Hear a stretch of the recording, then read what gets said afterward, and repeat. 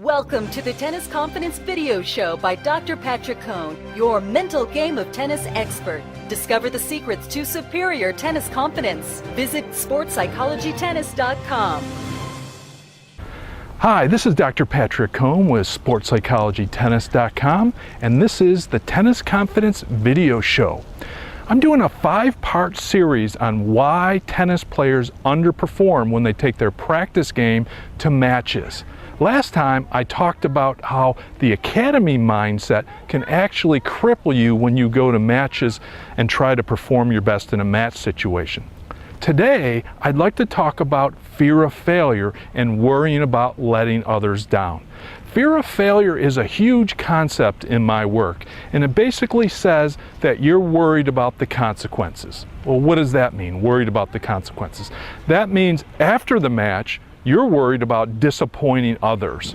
For example, a junior might be worried about disappointing a coach or a parent if he or she underperforms, for example.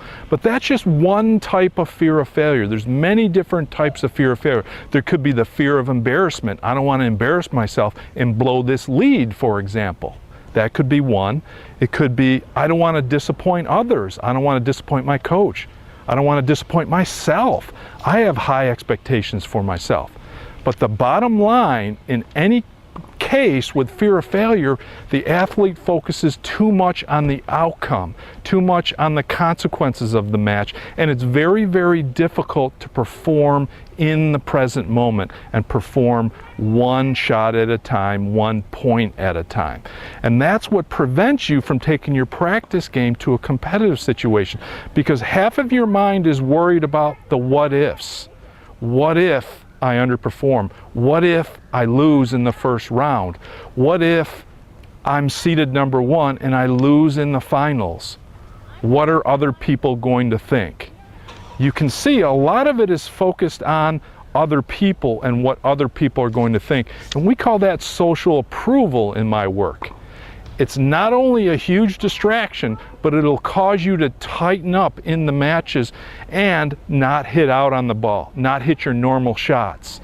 You'll tighten up, you'll control the ball, you'll start dinking the ball, and you won't hit your full shots. I'm sure you see it all the time, or you felt that in matches where you tighten up, where it's really you don't want to lose. You play not to lose rather than play to win. So what's the solution? Well, the answers are not easy here. This is a complex one when it comes to the fear of failure, because you have to start, number 1, what is the specific fear that may be holding you back? Are you afraid of embarrassment?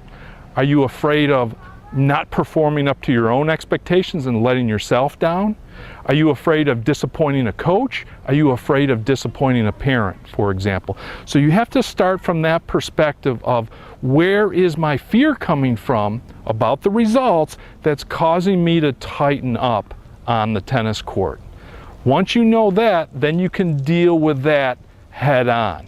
In addition to that, what I want you to do is I want you to try the 1 point at a time mentality. Don't get ahead of yourself and focus on the what ifs after the match.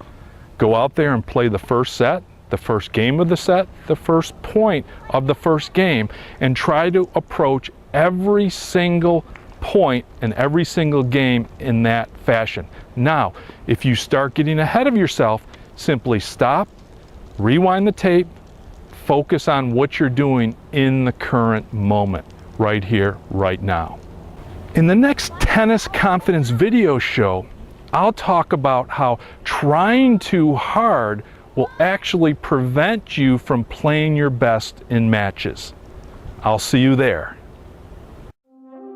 Improve your mental game quickly by visiting sportspsychologytennis.com today and claim a free tennis psychology report titled 6 Unforced Mental Game Errors Tennis Players Make Between Points.